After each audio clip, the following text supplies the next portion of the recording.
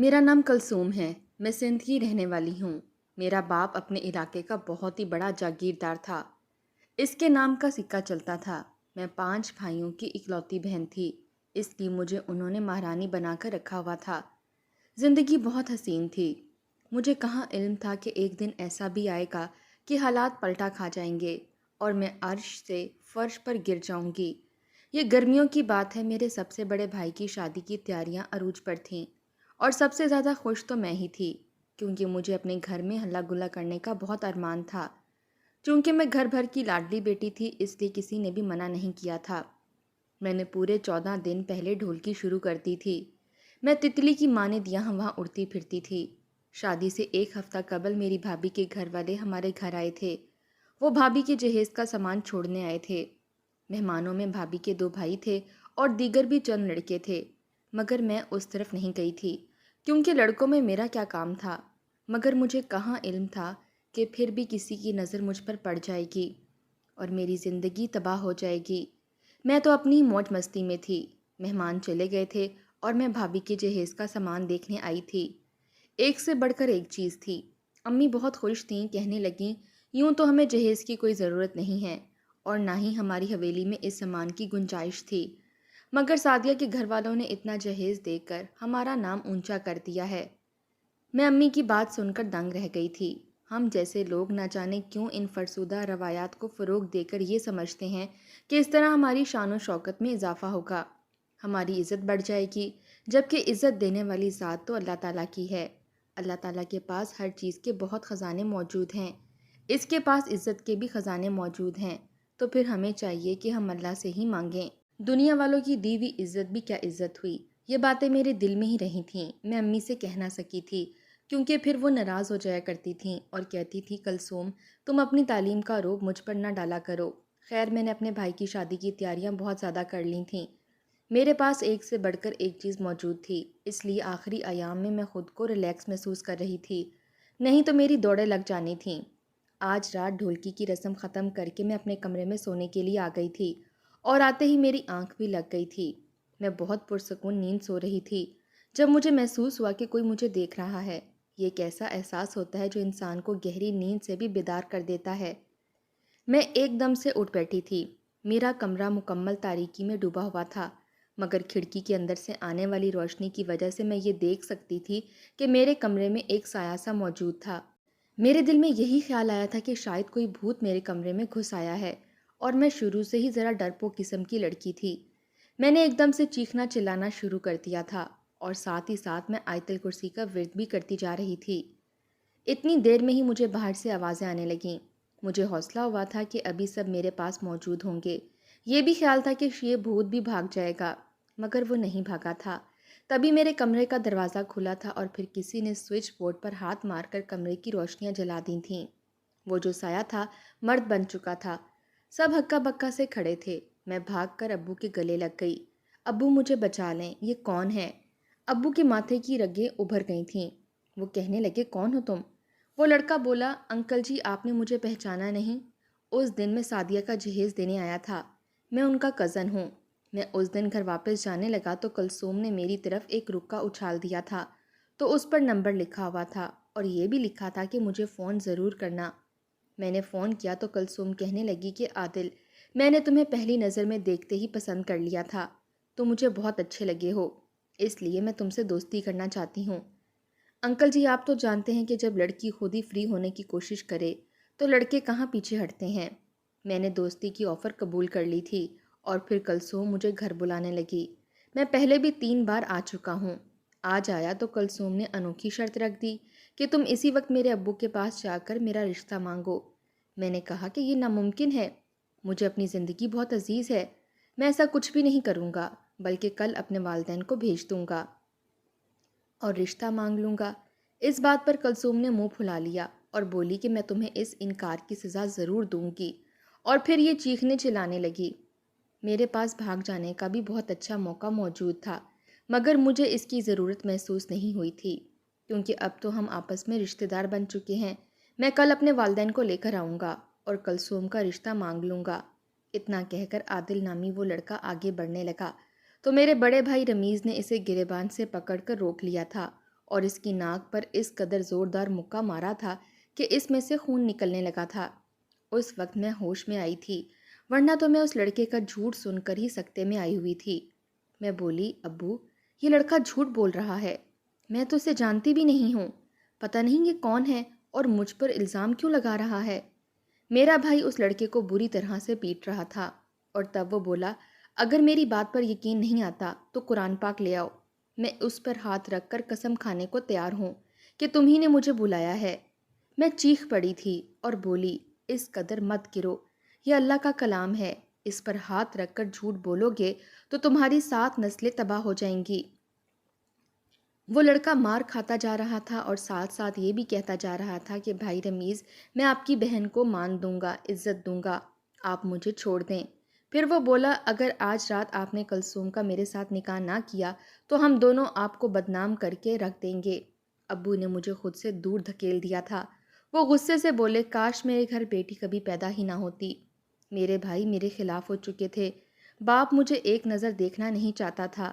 میرے چوتھے نمبر والے بھائی بولا، ابو، ان کمینوں کی سزا یہی ہے کہ ان دونوں کو مار کر ان کی لاشوں کو کتوں کو کھلا دیا جائے۔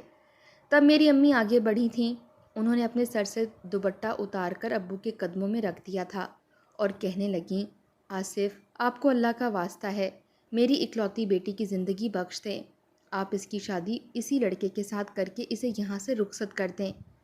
میں امی کی بات سن کر سہم گئی تھی۔ امی، مجھ پر اتنا بڑا ظلم مت کریں، میں اس لڑکے سے شادی نہیں کرنا چاہتی، بلکہ میں تو اس کو جانتی بھی نہیں ہوں۔ عادل بولا، یہ تم کیا کہہ رہی ہو کلثوم، تم مجھے اس مشکل وقت میں چھوڑ کیوں رہی ہو؟ تم اس قدر بے وفا نکلو گی میں نے کبھی سوچا بھی نہیں تھا۔ خیر، میں جانتا ہوں کہ آج تو تم مشکل میں مجھے پہچاننے سے انکار کر رہی ہو، مگر پھر جیسے ہی سب کچھ ٹھیک ہو جائے گا تو تم مجھ سے پھر سے رابطہ کرو گی۔ تم نے مجھ سے پہلے ہی کہا تھا کہ تم میرے ساتھ گھر سے بھاگنے کے لیے بھی تیار ہو۔ ابو نے نفرت سے میری جانب دیکھا تھا، میں ان کی آنکھوں میں نفرت دیکھ کر سہم گئی تھی۔ میں زاروں کی طرح روتی جا رہی تھی، مگر اس مشکل کے وقت سب نے مجھ سے آنکھیں پھیر لی تھیں، اور اپنے گھر کی بیٹی کی بات پر یقین کرنے کی بجائے سب نے اس غیر لڑکے کی باتوں پر بھروسہ کیا تھا، کیونکہ وہ مرد تھا۔ نہ جانے ہمارے معاشرے میں مرد کی بات کو زیادہ اہمیت کیوں دی جاتی ہے۔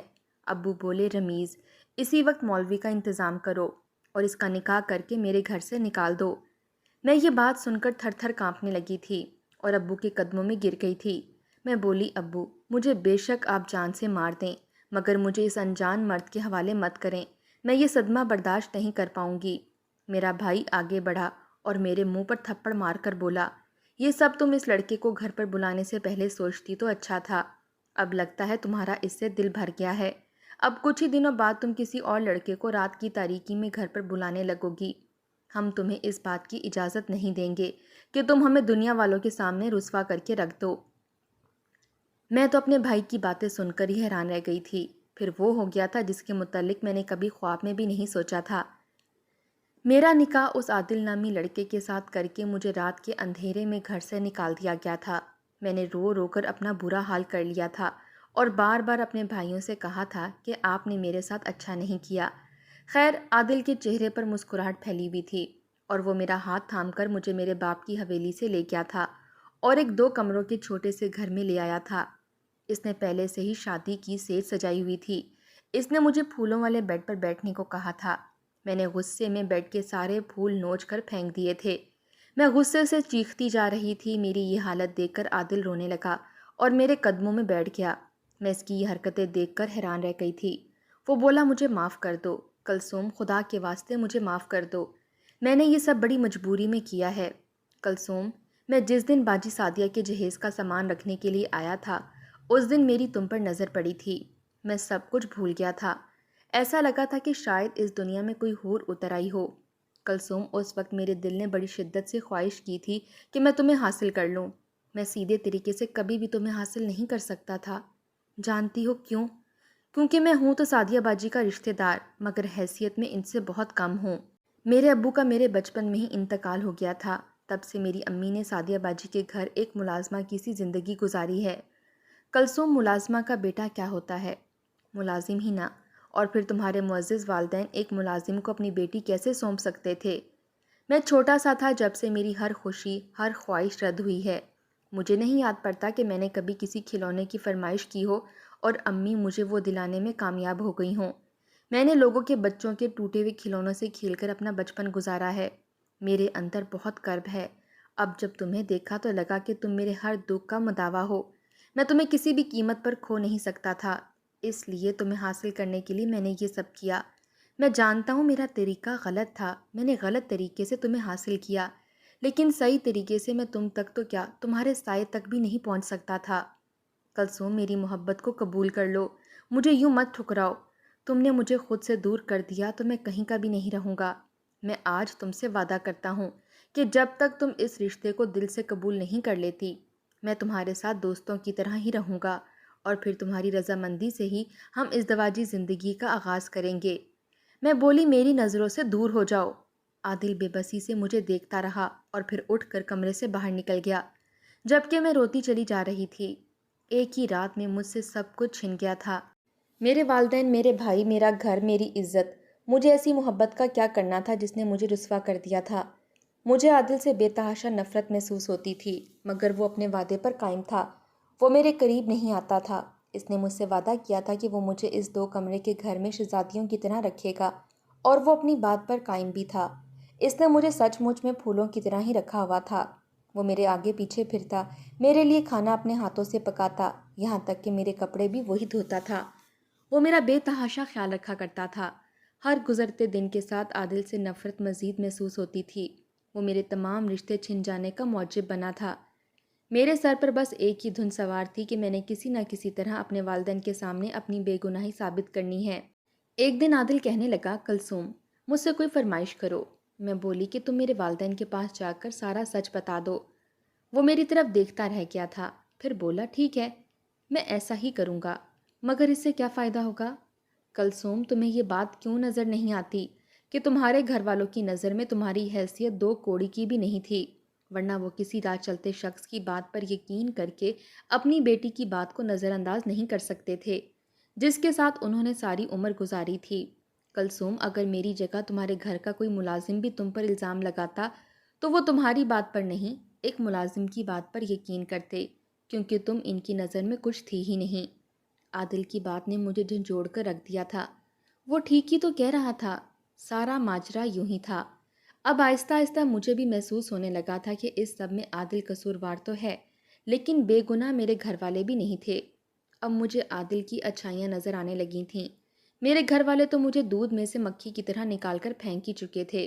اب عادل کی مرضی تھی کہ وہ جیسے چاہتا میرے ساتھ پیش آتا، مگر اس نے مجھے بہت عزت دی، اس لیے میرا جھکاؤ بھی اس کی طرف ہونے لگا تھا، اور اس رشتے کے 3 ماہ بعد ہی اس کی محبت میں مبتلا ہو گئی تھی۔ میں نے اظہار محبت کر دیا تو عادل بے انتہا خوش ہو گیا تھا۔ ہماری زندگی کا آغاز ہوا تو کچھ ہی ہفتوں میں حاملہ ہو گئی۔ جب مجھے یہ خبر پتہ چلی تو وہ میری زندگی کا خوبصورت ترین دن تھا، کیونکہ اب اس دنیا میں میرا سگا رشتہ آنے والا تھا۔ میں ہر وقت خوش رہتی۔ عادل بھی میرا بہت خیال رکھتا تھا، مگر جیسے جیسے ڈیلیوری کی ڈیٹ نزدیک آنے لگی تھی، عادل کا رویہ میرے ساتھ بدلنے لگا تھا۔ وہ ہر وقت خاموش رہتا تھا۔ میں اس سے وجہ پوچھتی تو کہنے لگا کہ میں پریشان ہوں، آنے والے بچے کا خرچہ کیسے پورا کروں گا۔ میں بولی، عادل، رزق کا وعدہ اللہ نے کیا ہے، اس میں پریشان ہونے کی ضرورت نہیں ہے۔ مگر عادل دن بدن چڑچڑا ہوتا جا رہا تھا۔ میں ہر ممکن کوشش کرتی تھی کہ اس کا دل بہلا سکوں، مگر میں ناکام رہی تھی۔ اور پھر ایک دن مجھ پر یہ حقیقت آشکار ہوئی کہ عادل بچے کی وجہ سے پریشان نہیں تھا، وہ تو یوں ہی مجھ سے بیزار رہنے لگا تھا، کیونکہ اب وہ فون پر کسی لڑکی کے ساتھ باتیں کیا کرتا تھا۔ میں نے ایک رات سن لیا تھا جب وہ مجھ سے چوری چھپے ایک لڑکی کے ساتھ اظہار محبت کر رہا تھا۔ مجھے ایسا لگا تھا جیسے کسی نے میرے جسم سے روح کھینچ لی ہو۔ وہ مرد جو میرے قدموں کے نیچے اپنی ہتھیلیاں بچھاتا تھا، اب جب وہ اجنبی بن گیا تھا تو مجھ سے یہ سب برداشت نہیں ہوتا تھا۔ مجھے اپنی زندگی سے نفرت ہونے لگی تھی۔ میں ہر وقت اضطراب کا شکار رہتی تھی۔ انہی دنوں میرے ہاں بیٹی کی پیدائش ہو گئی تھی۔ میں نے اس کا نام فاطمہ رکھا تھا۔ مجھے اپنی بیٹی سے بے تحاشا محبت تھی۔ بھلے دنیا میں ایک وہی تو میرا سہارا تھی۔ مجھے امید تھی کہ بیٹی کو دیکھ کر عادل کا دل پسیج جائے گا اور وہ رائے راست پر آ جائے گا، مگر یہ میری خام خیالی ہی تھی۔ وہ ہر وقت مجھ سے لڑتا جھگڑتا رہتا تھا۔ ایک دن مجھے بھی غصہ آ گیا اور میں بولی، تم نے اگر میرے ساتھ یہی سب کرنا تھا تو میری زندگی کیوں تباہ کی تھی، گھٹیا انسان؟ یہ بات سن کر عادل نے میرا سر دیوار میں دے مارا تھا، خون بہنے لگا تھا۔ مجبوراً عادل نے ڈاکٹر کو گھر پر بلا کر میری مرہم پٹی کروا دی تھی، مگر یہ زخم تھا کہ ہر گزرتے دن کے ساتھ خراب ہوتا جا رہا تھا۔ میری طبیعت بگڑنے لگی تھی۔ عادل نے میرے لیے میڈیسن لی تھی، ڈاکٹر نے زخم خشک کرنے کی دوا دی تھی جس کے استعمال سے میرا دودھ خشک ہو گیا تھا۔ اب میری بیٹی ہر وقت بھوک کی شدت سے روتی رہتی تھی اور مجھ سے اس کا رونا برداشت نہیں ہوتا تھا۔ میں نے عادل کے آگے ہاتھ جوڑ دیے اور بولی کہ میری بیٹی بھوک سے مر جائے گی، اس کے لیے دودھ کا انتظام کر دو۔ اس نے صاف انکار کر دیا تھا۔ وہ بولا میری طرف سے تم ماں بیٹی دونوں مر جاؤ، کیونکہ میں تم لوگوں کا خرچہ برداشت نہیں کر سکتا۔ میری بیٹی محض 2 ماہ کی تھی۔ مجھ سے یہ سب برداشت نہیں ہوا تو ایک دن میں گھر سے نکل گئی، میڈیکل سٹور پر جا کر ڈبے والے دودھ کا تقاضا کیا۔ اس نے ڈبہ دے کر مجھ سے پیسے مانگے تو میں پھوٹ پھوٹ کر رونے لگی اور بولی میں بہت مجبور ہوں، میرے پاس پیسے نہیں ہیں، تم مجھے یہ دودھ ادھار دے دو۔ میڈیکل سٹور والا مجھے دیکھ کر مسکرانے لگا اور بولا میری ایک بات یاد رکھنا، اس دنیا میں کوئی بھی حسین عورت کبھی مجبور نہیں ہو سکتی۔ تم یہ دودھ کا ڈبہ لے جاؤ اور میرا موبائل نمبر بھی لے جاؤ، مجھ سے رابطے میں رہنا۔ میں نے وہ نمبر تو تھام لیا تھا مگر میرے ہاتھ کپ کپا رہے تھے کیونکہ میری تربیت ہی ایسی نہیں تھی، لیکن میں مجبور ہو چکی تھی۔ میں نے گھر جا کر اس میڈیکل سٹور والے کے ساتھ کوئی رابطہ نہیں کیا تھا، مگر 2 دنوں کے بعد جب دودھ کا ڈبہ ختم ہو گیا تو مجبوراً مجھے پھر سے میڈیکل سٹور جانا پڑا تھا۔ آج میں ذرا تیار ہو کر گئی تھی کیونکہ میں نے اس سے رابطہ تو نہیں کیا تھا، اگر ایسے ہی چلی جاتی تو شاید وہ مجھے دودھ نہ دیتا۔ اب حالات یہ تھے کہ میں اپنی بیٹی کے دودھ لانے کی خاطر خود تیار ہو کر میڈیکل سٹور چلی جاتی اور مفت دودھ کا ڈبہ بدلے میں لے آتی۔ میں اس میڈیکل سٹور والے سے ساری رات بات کرتی۔ جب میں اس غیر محرم کے ساتھ فون پر بات کر رہی ہوتی تھی تب عادل بھی گھر پر موجود ہوتا تھا، مگر اس کی غیرت نہیں جاگتی تھی۔ پھر ایک دن بہت ہی عجیب واقعہ پیش آیا، جب ایک دن عادل کو پیسوں کی ضرورت پڑی اور وہ رات مجھے میڈیکل سٹور پر چھوڑ آیا اور دکاندار کو بولا کہ ایک رات کے لیے میری بیوی رکھ لو اور پیسے دے دو۔ میں یہ بات سن کر دنگ رہ گئی تھی اور ٹکڑ ٹکڑ عادل کو دیکھتی رہ گئی۔ کیا وہ اس قدر بھی گر سکتا تھا؟ میڈیکل سٹور والے نے فوراً ڈھیر سارے پیسے میرے شوہر کو دے دیے اور مجھے میڈیکل سٹور کے اندر لے گیا۔ میں پھوٹ پھوٹ کر رونے لگی اور اس کے سامنے اپنی عزت کی بھیک مانگنے لگی تھی جب وہ اچانک بولا تم میری بہن جیسی ہو، میں تمہیں کبھی بھی ہاتھ نہیں لگاؤں گا، لیکن بس تم میرا ایک کام کر دو۔ اس کی بات سنتے ہی میں فوراً راضی ہو گئی، پریشان سی نکل گئی جب اس نے مجھے میڈیکل سٹور کے روم میں بھیجا جہاں سامنے پڑی چیز کو دیکھ کر میں دنگ رہ گئی تھی، اس لیے بھاگتی ہوئی باہر نکل آئی تھی۔ میں بولی یہ سب کیا ہے؟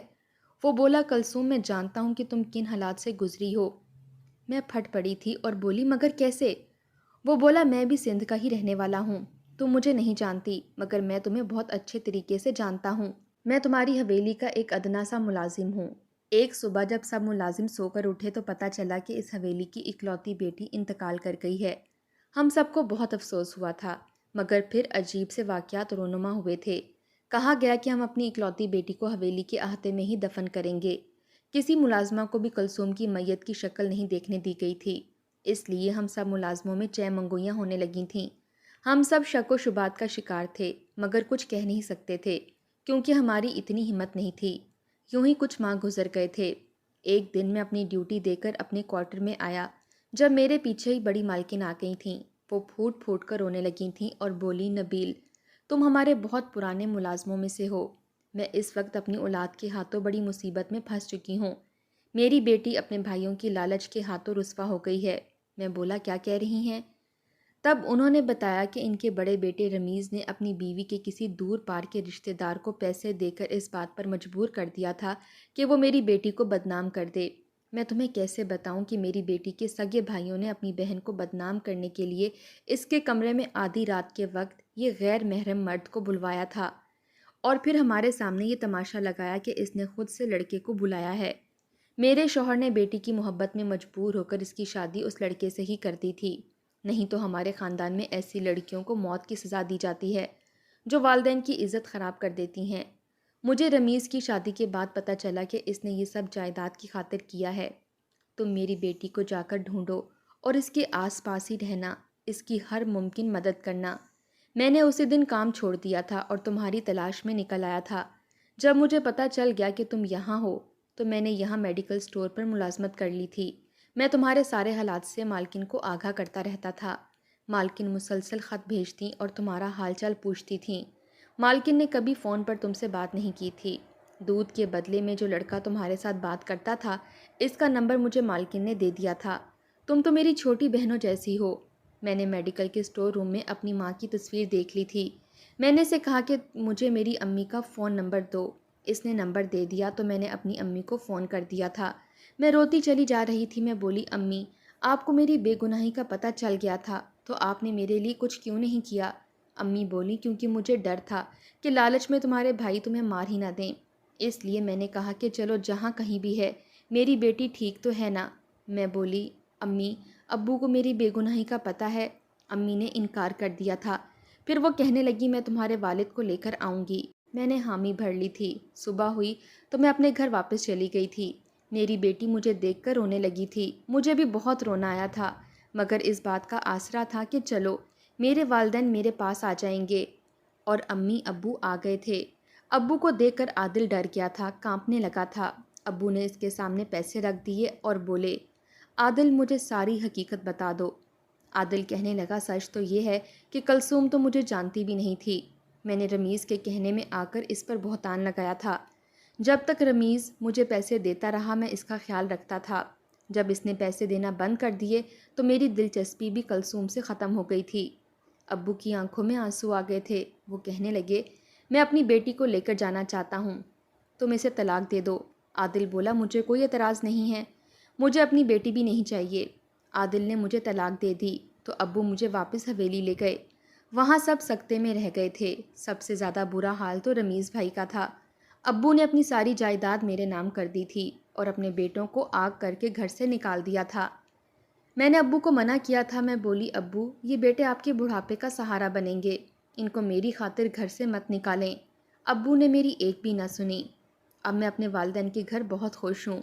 میرا وہ کزن جو فون پر میڈیکل سٹور والا بن کر مجھ سے بات کیا کرتا تھا، وہ ایک دو بار مجھ سے ملنے بھی آیا تھا۔ پھر جب میری عدت پوری ہو گئی تو میری شادی اس کے ساتھ کر دی گئی تھی۔ اس کے والدین فوت ہو چکے تھے، اس لیے وہ گھر داماد بن گیا تھا۔ میرا شوہر ایک بہت ہی اچھا انسان ہے، اس نے مجھے بہت مان اور عزت دی ہے۔ وہ میری بیٹی سے بھی بہت پیار کرتا ہے، وہ پیار جو اس کے سگے باپ کو دینا چاہیے تھا۔ خیر، اب میری زندگی ڈگر پر آ گئی ہے اور میرے بھائیوں کو ان کے کیے کی سزا مل گئی ہے۔